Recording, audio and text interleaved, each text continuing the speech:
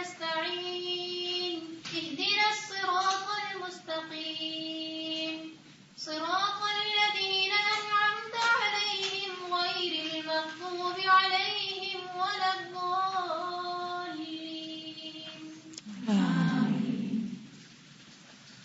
ہم پڑھنا شروع کرتے ہیں، پھر کوئی کوشچن یا کوئی باتیں آپ کی ہوں گی تو اس کے بعد بھی ہو سکتی، ورنہ اگر ہم نے باتوں سے شروع کیا تو باتوں پر ہی ختم ہو جائے گا. تو آج ہم شروع کریں گے. ٹاپک تو بہت اچھا نکلا ہے. پیج ہے 230. نحمده ونصلي على رسوله الكريم اما بعد فاعوذ بالله من الشيطان الرجيم بسم الله الرحمن الرحيم رب اشرح لي صدري ويسر لي امري واحلل عقدة من لساني يفقهوا قولي. کائناتی کلچر یعنی یونیورسل کلچر. Universal culture. میل ملاپ کوئی سادہ بات نہیں، یعنی ملاقات کہ سادہ سی بات نہیں، عام سی بات نہیں. وہ ہر قسم کی انسانی ترقی کا زینہ ہے، یعنی جیسے سیڑھی ہے. سوشلائزنگ جو ہے، جس سماج یعنی سوسائٹی میں لوگوں کے درمیان ملنا جلنا نہ ہو، وہاں ہر ایک محدود ہو کر رہ جائے گا، یعنی اپنے آپ میں ہی ہو کے رہ جائے گا. کوئی بھی شخص یا گروہ زیادہ آگے بڑھنے میں کامیاب نہیں ہوگا. میل ملاپ انٹریکشن فطرت کا قانون ہے، وہ ساری کائنات میں ہر طرف جاری ہے. درخت ایک دوسرے سے نہیں مل سکتے تو خدا نے ان کے درمیان ہوائیں چلا دی جس کے ذریعے وہ ایک دوسرے سے جڑ جاتے ہیں، یعنی شاخیں ایک دوسرے سے ٹکراتی. خلا کے ستارے ایک دوسرے سے بہت دور ہیں، ان کا آپس میں جسمانی طور پر ملنا ممکن نہیں. خدا نے انہیں روشنی دے دی، چنانچہ وہ روشنی کے ذریعے ایک دوسرے سے مربوط ہو جاتے ہیں. پہاڑ کی چوٹیوں سے جاری ہونے والے چشمے سمندر سے بہت دور تھے، مگر خدا نے ان کے لیے بہاؤ کی صورت پیدا کر دی، یعنی وہاں سے وہ چلتے ہیں اور دریاؤں کے اندر ملتے ملتے آخر سمندر میں جا گرتے ہیں. میل ملاپ ایک یونیورسل کلچر کائناتی طریقہ ہے. یہی یونیورسل کلچر انسان کو بھی اختیار کرنا ہے. جس طرح بقیہ کائنات کا نظام درست طور پر باہمی ہم آہنگی کے ذریعے چل رہا ہے، یعنی آپس میں انٹریکشن اور کوآپریشن سے چل رہا ہے، ٹھیک اسی طرح انسانی زندگی کا نظام بھی درست طور پر اسی وقت چل سکتا ہے جبکہ انسان بھی اس کائناتی کلچر کو اختیار کرے. دو انسان یا زیادہ انسان جب باہم ملتے ہیں تو یہ پتھروں کا باہم ملنا نہیں ہوتا، بلکہ یہ ایسی مخلوق کا ملنا ہوتا ہے جس کے اندر دل اور دماغ والی صلاحیتیں موجود ہیں. اس کا نتیجہ یہ ہوتا ہے کہ انسانوں کا آپس میں ملنا جلنا مختلف قسم کے عظیم فائدوں کا سبب بنتا ہے. اس طرح باہمی محبت بڑھتی ہے. یہ عمل ذہنی ارتقاء میں یعنی ذہنی ترقی میں مددگار ثابت ہوتا ہے. لوگ ایک دوسرے کے تجربات سے نئی نئی باتیں سیکھتے ہیں. ہر فرد انسانیت کے مجموعی خزانے میں حصہ دار بن جاتا ہے. میل ملاپ صرف ایک سماجی سلوک نہیں، یعنی سوشل ایٹیٹیوڈ نہیں، وسیع تر معنی میں وہ زندگی کی ایک عظیم تر حکمت ہے. تو اس سے آپ نے کیا سیکھا، کیا بات سمجھ میں آئی؟ بیسیکلی میں آج دن کو بھی یہ سوچ رہی تھی کہ ایک تو پڑوسیوں کا حق ہوتا ہے، دوسرے یہ کہ اگر میں ایک ایک شخص سے ملنا شروع کروں تو میں 24 گھنٹے بھی ملتی رہوں نا تو پوری نہیں آ سکتی. نہیں ہو سکتا نا کہ اگر میں آپ میں سے ہر ایک کو الگ الگ ٹائم دینا شروع کروں تو پاسبل نہیں. تو کیا طریقہ ہو کہ ہم ملیں، اور ملیں تو پھر کچھ کام کی بات کریں، کیونکہ اگر صرف مل کے ادھر ادھر کی باتیں، شکایتیں اور فرسٹریشنز اپنی دور کرنی ہے تو اس کا بھی کوئی فائدہ نہیں. کیونکہ زندگی تو ایک امتحان ہے، کوئی نہ کوئی مشکل تو رہتی ہے. اگر آپ مجھ سے یہ نہ پوچھتے کہ آپ لیٹ کیوں آئیں تو میں آپ کو نہ بتاتی کہ اندر مینڈک آ گیا تھا. تو اس کا احسن طریقہ یہی ہے کہ ہم رات کو ہر روز تھوڑی دیر کے لیے، چاہے 15-20 منٹ کے لیے مل بیٹھے، تھوڑا سا پڑھیں اور پھر اپنے اپنے خیالات کا اظہار کریں، تاکہ دو چیزیں ہوں. ایک تو ہمارا ذہنی ارتقاء ہو، اور دوسرا کیا فائدہ ہو، ہمسائیگی کا حق ادا ہو، اور باہم ہم ایک دوسرے کو پہچانے اور ہم آگے بڑھنے، یعنی دین کے راستے میں آگے بڑھنے، یا جو ہم سب کا ایک مشن ہے، اس مشن کو اکمپلش کرنے کے لیے ایک دوسرے کے بہترین ساتھی بنے. ٹھیک ہے انشاءاللہ. تو چلیے پھر اس کو ہم مزید فائدہ مند بنا سکتے ہیں, اس سے اور کئی فائدے سیکھ سکتے ہیں. مثلا آپ میں سے کوئی بچی سسٹم آپریٹ کرنا سیکھ سکتی ہے اور ریکارڈنگ کرنا سیکھ سکتی ہے. کوئی بچی نیکسٹ لیول پر انٹرنیٹ کے اوپر آن لائن اس پروگرام کو ڈال سکتی ہے. تو چلیے آج کی اس بات سے آپ نے کیا سیکھا, یعنی آپ کو کیا سمجھ آئی بات؟ انسان کو محدود ہو کر نہیں رہنا چاہیے, سب کے ساتھ میل جول رکھنا جی ہاں, چاہیے.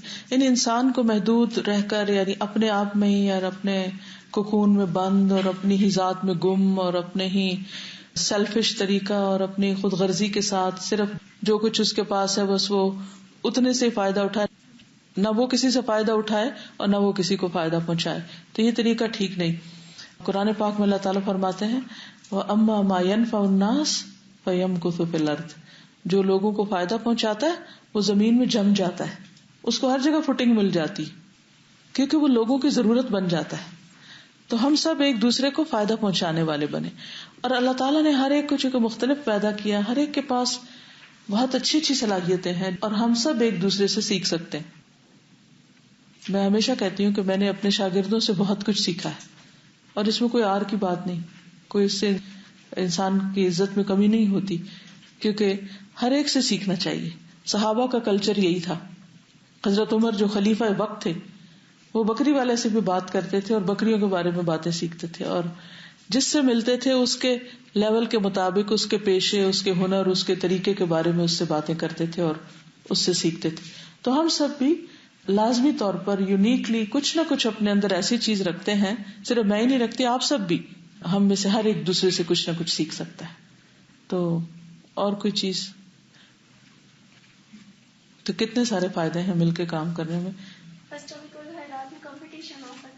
کمپٹیشن بھی ہو سکتا ہے, بالکل, کیونکہ جب کمپٹیشن ہوتا ہے تو انسان پھر اور زیادہ ایفرٹ لگاتا ہے کہ پیچھے نہ رہ جاؤں, کہیں دوسرا. جیسے حضرت ابو بکر اور حضرت عمر میں ہر وقت کمپٹیشن رہتا تھا, ہر وقت. جہاں ابو بکر جاتے تھے حضرت عمر پیچھے جاتے تھے, یہ کیا کر رہے ہیں. حتیٰ کہ وہ صبح صبح جاتے تھے ایک بوڑھی عورت کی جا کے صفائی کر کے آتے تھے, اس کی بکریاں دھو کے آتے تھے.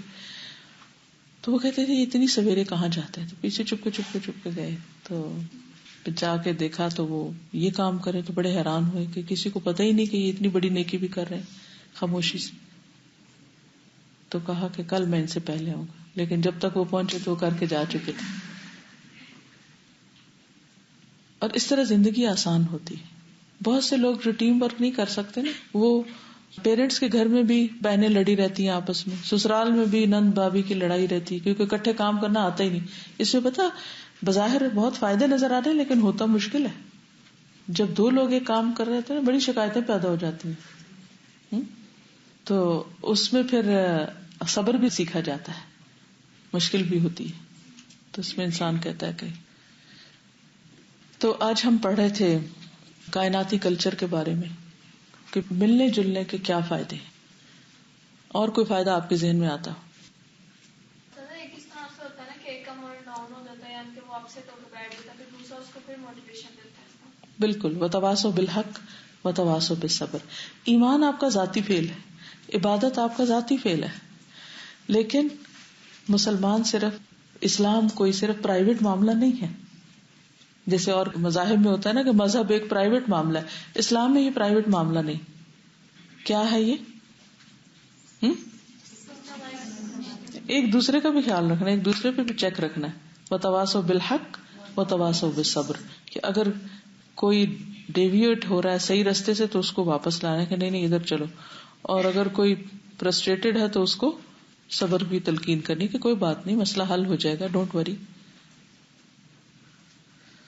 اور میل ملاپ کے کیا فائدے ہوتے ہیں؟ ایک دوسرے کے ایکسپیرینس سے انسان بہت کچھ فائدہ اٹھاتا ہے. بالکل صحیح ہے. اور ایک دوسرے کی نیچر سمجھتا ہے, اور انسان کا لفظ ہی ان سے ہے. انسان انسانوں سے مانوس ہوتا ہے, تعلقات بہتر ہوتے ہیں، اور ایک انسانوں کی نیچر اگر سمجھ آنے لگے تو انسان کو دین کے کام میں بہت اس کا فائدہ ہوتا ہے. میں آج ہی وہ حدیث پھر پڑھ رہی تھی، جب پڑھو تو بہت ہی نئی لگتی ہے کہ تم جنت میں نہیں جا سکتے جب تک کہ مومن نہ ہو، اور تم مومن نہیں ہو سکتے جب تک کہ آپس میں محبت نہ کرو. یعنی اگر ہم لوگوں کی آپس میں محبت نہیں تو ایمان ہی کوئی نہیں. یہ محبت ایمان کا حصہ ہے. اور کیا میں تمہیں نہ بتا دوں وہ چیز کہ اگر تم کرو تو کیا ہو؟ محبت کرنے لگو، اور وہ ہے افشوا السلام بینکم، سلام کو خوب رواج دینا. ہمیں کیسے پتا لگے گا کہ ہم جس سے محبت کرتے ہیں، جیسے فرینڈ ہیں نا، بہت کے خیال بھی رکھتے ہیں، تو ہمیں کیسے پتا چلے گا کہ ہم اللہ کے لیے کر رہے ہیں، جبکہ ہمیں پتا ہوتا ہے کہ ہمیں اس ٹاپک پر میں نے دوائی شافی میں بھی بات کی تھی. اللہ کے لیے جو محبت ہوتی ہے نا، وہ نفس سے اوپر ہوتی ہے، وہ نفس کی خواہشات سے اوپر ہوتی ہے، وہ نفس کی سیٹسفیکشن کے لیے نہیں ہوتی، وہ اللہ کی رضا کے لیے ہوتی ہے. ٹھیک ہے نا؟ یعنی اس میں آپ ہر بندے سے محبت کرتے ہیں، پھر جو اللہ کے راستے پہ ہوتا ہے. صرف ایک دو بندوں کو پکڑ کے انہیں سے نہیں کرتے. ٹھیک ہے؟ اس میں کئی ایک علامتیں ہوتی، لیکن سب سے اہم چیز یہ ہوتا ہے کہ وہ نفس پرستی سے بالا ہوتی ہے. اللہ کی خاطر میں آپ کو سلام کیوں کروں، میں آپ کی خیر خواہی کیوں کروں، میں آپ کے بارے میں کیئر کیوں کروں، کیونکہ آپ اللہ کے راستے میں نکلی ہوئی ہیں، اللہ کا دین پڑھ رہی ہیں. کافی ہے میرے لیے اتنی پہچان، اس سے آگے نام بھی نہ آتا ہو کوئی فرق نہیں پڑتا. تو میں چاہتی ہوں کہ سلام کلچر عام ہو. یہ بہت پہلا اور بنیادی سبق ہے مل جل کر رہنے کا اور باہم محبت پیدا کرنے کا، کیونکہ یہ وہ نسخہ ہے جو نبی صلی اللہ علیہ وسلم نے ہم کو دیا ہے. تو کہاں لکھیں گی، کس سے لکھیں گی، کیا لکھیں گی، کیا کریں گی؟ آپ یہاں سٹاف میں ہیں کہ کہاں سٹاف میں؟ تو کریں کہ یہ کام کیسے کریں گی، کیونکہ ایسا نہ ہو کہ پھر آپ کہیں وہ مجھے تو کسی نے کچھ بتایا نہیں کیا کرنا.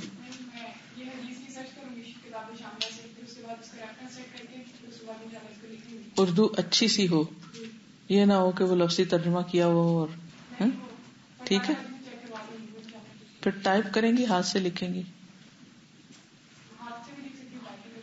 اوکے، پہلے چھوٹے کاغذ پر لکھ کر دکھائیں گی تاکہ اس کی فارمیٹنگ سیٹنگ پتہ چل جائے کہ کتنی پروپورشن کیا ہے.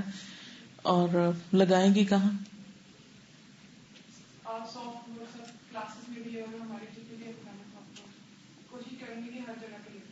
کوشش کریں گی کہ ہر جگہ پہ لگے. ٹھیک ہے. اور ایک طرح سے ہم کمپین اس کی چلائیں گے نا کہ سلام کثرت سے کرنا ہے. ٹھیک ہے. اچھا، ان کو دیا گیا. الحمدللہ، تو آپ لوگ پہلے سے ہی کر رہے ہیں. سلام کرنا ہے، خاص طور پہ جب صبح سو کر اٹھے تو اپنے کمرے میں ہر ایک فرد کو سلام ایک دوسرے کو کرنا ہے. الحمدللہ. ایسا ہے کہ جو باقی الہدا سارے کو ساتھ شامل کرنا ہے. ٹھیک ہے. تو ان اپنی اپنی کلاسز میں پھر یہ یعنی پورے ہر ایک اندر سے باہر تک، پھر اس کو گیٹ سے لے کے نا ہر جگہ سب کو اس میں انوالو کرنا ہے. ٹھیک ہے. اس کے لیے کیا کریں گے؟ جی، اگر آپ لوگ بھی سب کو کرنا شروع ہو جائے نا، جو ڈے اسکالرز ہیں، تو انشاءاللہ ان کو بھی عادت پڑ جائے گی. گھر والوں کو بھی ٹارگیٹ دے کے آ سکتے ہیں. میں نے اپنے پیرنٹس کو دیا تھا، صبح سوچ اٹھتے ہیں تب ایک دوسرے کا سلام کرتے ہیں، ایک تو بھول جائے دوسرا کرتا ہے. بالکل. جو سلام کرے گا نا اس کی اسمائل آ ہی جائے گی، کیونکہ ایسے سلام نہیں ہوتا السلام علیکم، ایسے سلام نہیں ہو سکتا. وہ اس کا حصہ ہے، کرنا پڑتا ہے، اس کو اسمائل کرنا پڑتا ہے جب سلام کرتے. چلیے ٹھیک ہے، انشاءاللہ پھر اور سیکھیں گے. السلام علیکم ورحمۃ اللہ وبرکاتہ.